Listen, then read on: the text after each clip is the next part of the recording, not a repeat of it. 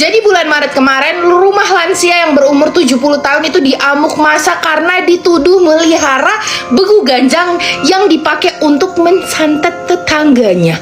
Emang apa sih begu ganjang? Kok bisa sampai tetangganya ini ngefitnah dia melihara begu ganjang? Mari kita bahas bersama Cucu. Jadi malam pada tanggal 4 Maret 2023 lalu, rumah lansia yang berinisial AN, kita panggil aja Ani, di Tapuli Selatan itu tiba-tiba dilempari batu dan bola api sama warga sekitar karena dituduh tetangganya yang berinisial AH nih ya, kita panggil Harry aja, melihara begu ganjang nih yang ngebikin anaknya Harry itu sakit-sakitan. Mohon maaf, jadi ini bermula pada Desember 2022, itu Bu Ani dibonceng sama anaknya Harry untuk pulang dari kebun. Nah, sehabis ngegonceng ini, anaknya Harry ini langsung jatuh sakit sampai hidung dan telinganya itu ngeluarin darah. Serem ya. Nah, Harry ini langsung cocok logi kalau penyebab penyakitnya anaknya sakit kayak begini itu disantet sama begu ganjang yang dipelihara sama Ani, yang baru aja nih diantar oleh anaknya sendiri gitu loh, baru berinteraksi mereka.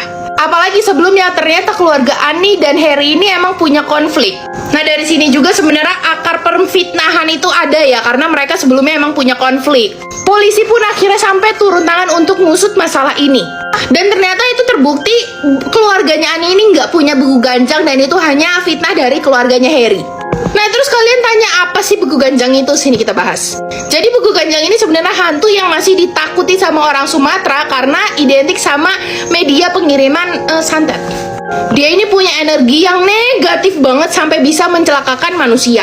Wujudnya itu bayangin aja ya, tinggi, besar, berambut panjang, mukanya itu penuh kerutan dan giginya itu setajam gergaji. Cucu takut ya. Nah, tapi ternyata sebelum dijadiin perantara santet dulunya, nenek moyang dari suku Batak itu pakai begu ganjang ini untuk jaga kebun dari pencuri. Sayangnya semakin lama manusia ini ngenyalahgunakan kekuatan begu ganjang buat ngirim santet dan bikin targetnya sakit-sakitan sampai metong. Untuk pakai jasa begu ganjang ini ternyata itu nggak gampang loh guys syaratnya. Lu harus nyiapin tumbal nyawa di hari tertentu untuk begu ganjang, dan kalau nggak dikasih, begu ganjang ini bakal marah dan ngesle anggota keluarga lu. Udah gitu perjanjian dengan begu ganjang ini bertahan sampai 7 turunan nih. Jadi anak cucu lu tuh yang nggak tahu apa-apa soal begu ganjang dan tidak memakainya tetap harus nyiapin tumbal nyawa untuk begu ganjang. Ngebayanginnya aja merinding ya cuy ya. Kamu juga takut tadi dia. Jadi ternyata ilmu-ilmu kayak gitu tuh tidak semudah itu guys dipelihara. Jadi apa untungnya ya? Kalian yang rumahnya deket kebun pasti pernah dengar gundul peringis, hantu kepala yang suka cosplay jadi kelapa gelinding. Gue pengen tunjukin bentukannya kayak gimana, kalian siap-siap ya. Oke, siap? Serem. Kita awasin ini. Gundul peringis ini adalah hantu asal Jawa, tapi juga ternyata ada di Sumatera guys. Disebut gundul peringis karena wujudnya itu gundul atau botak dan dia suka ketawa atau meringis. Serem ya. Dia sering banget muncul malam-malam sehabis maghrib di kebun yang pohonnya itu rindang banget. Kalau ada orang lewat di kebun jam segitu, gundul peringis ini bakal ngegelinding jatuh nih dari atas pohon, terus ngeluarin bunyi kayak gedebuk. Orang yang denger ini pasti nyari dong asal suaranya dari mana. Tapi yang mereka temuin itu cuman buah kelapa yang jatuh. Kalau lu deketin itu kelapanya, itu buah kelapa bakal berubah jadi kepala yang ada mata, hidung, mulut, dan dia meringis atau nangis. Mungkin nangis karena dia jatuh sakitan kali ya. Nah, kalau udah kayak gini jangan sekali-kali sengaja tatep-tatepan sama si gundul peringis guys, karena dia bakal ngegelinding ngejar elu sambil ketawa cekikitan. Kebayang kan? Creepy banget coy. Dia gak bakal berhenti ngejar lu sebelum lu tersesat dalam kebun. Tapi tenang aja, gue tahu cara ampuh untuk menangkal gundul peringis. Cara nangkal gundul peringis ini emang butuh keberanian guys. Caranya tuh cuma satu, yaitu kalau kalian ngeliat gundul peringis, ya ditendang aja kayak kalian nendang bola gitu loh. Abis itu kalian kabur deh tuh sambil istighfar, jangan lupa. Dan juga minta tolong sama orang sekitar. Pocong Sukawati, pocong asal Temanggung yang mencari keadilan gara-gara ditinggal nikah sama pacarnya. Pocong Sukawati ini suka sujud di depan rumah sambil gedor-gedor pintu.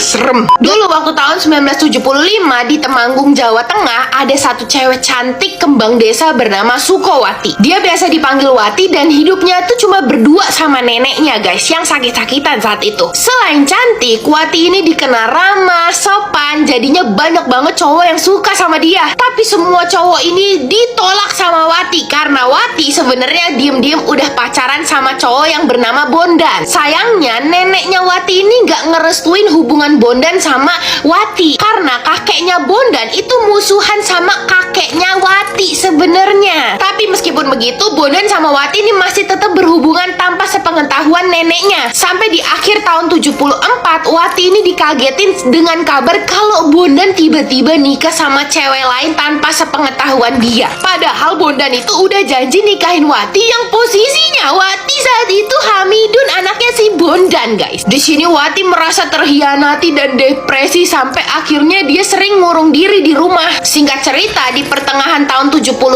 tetangganya ini khawatir sama kondisi keluarganya si Wati karena selama seminggu udah nggak pernah nih kelihatan neneknya dan Wati keluar rumah. Tetangga pun akhirnya ngedobrak masuk ke dalam rumah Wati dan di situ kaget ketemu nenek itu udah berbaring lemes terus sambil nuju kamar yang di sana bau busuk tuh muncul. Di situ tetangganya udah pada kaget karena ngeliat Wati ini udah metong gentong diri dan posisinya perutnya itu Hamidun 6 bulan gitu, buncit. Tetangga pun langsung makamin jenazah Wati. Tapi sejak itu muncul kejadian aneh beberapa hari setelah Wati dimakamin. Satu persatu rumah warga itu didatengin pocong yang berwajah Sukowati nih, si Wati wajahnya. Terus dia itu sujud sambil gedor-gedor pintu pakai kepalanya. Kebayang nggak lo? Sumpah serem banget. Kadang warga juga ngeliat pocong Sukowati ini lagi gendong bayi yang berlumuran darah gitu. Di sini warga menduga kalau arwahnya Wati ini nggak tenang dan menuntut keadilan dari Bondan tuh pacarnya. Gara-gara teror ini Bondan pun dihantuin rasa bersalah sampai akhirnya menceraikan istrinya saat itu dan jadi depresi, dia ngamuk-ngamuk ke tetangga. Karena ini Bondan sampai dipasung karena membahayakan warga sekitar. Setelah 1,5 tahun dipasung, Bondan berhasil kabur dan berhasil ngesli dirinya sendiri dengan cara yang sama kayak Wati, yaitu gentong diri. Dan setelah kematiannya si Bondan, perlahan pocong Sukowati itu udah nggak gangguin warga sekitar lagi guys, dan udah jarang muncul nih. Sampai sekarang pocong Sukowati ini jadi urban legend warga desa Temanggung. Nah, kalian yang warga Temanggung pernah nggak nih denger urban legend tentang pocong Sukowati? Kalau udah, coba komen. Zerum.